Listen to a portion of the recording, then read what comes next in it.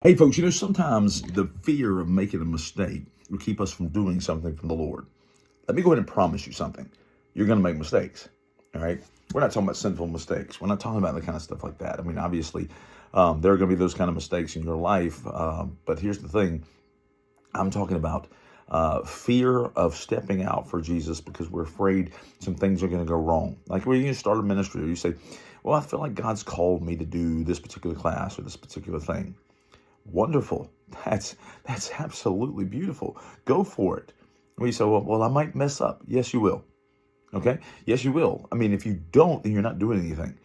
I can't tell you how many people out there are so paralyzed by the fear of making a mistake in an endeavor that they don't go forward. It happens in business and in secular business, or even in Christians who start businesses and all there, or think about starting businesses. They get so scared and paralyzed because, well, what if I make this mistake? What if I make a financial mistake or a clerical mistake or something like that? You're going to.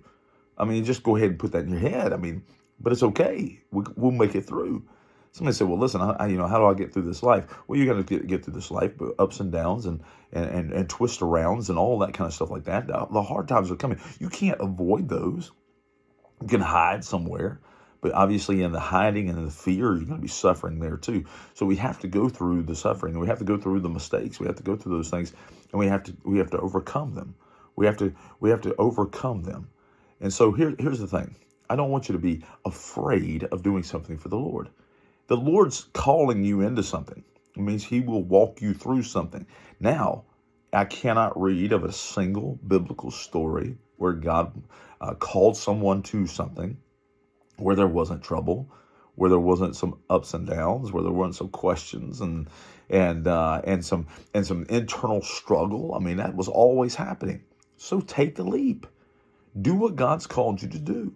Stop being afraid of what he's calling you to. Stop being afraid to be who he's called you to be. Do what he's called you to do. And yes, expect mistakes.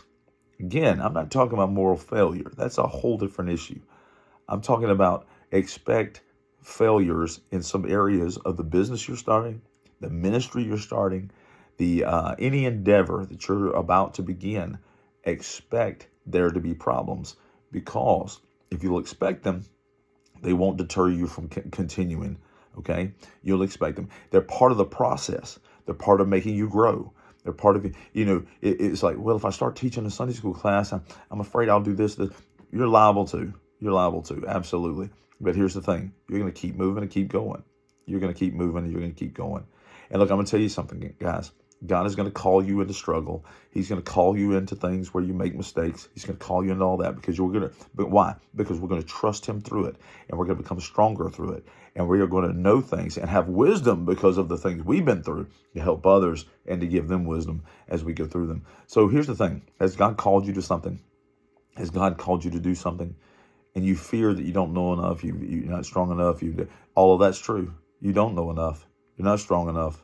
But God knows enough, and God's strong enough, and God provides, and God is a resource. So just let him do it. Just let him do it. Give it to him. Start working. Put in the sweat. And I'm telling you, things are going to work out if you're doing what he's called you to do. So why don't you do that? Why don't you listen to him and go ahead and jump in? Stop being so scared.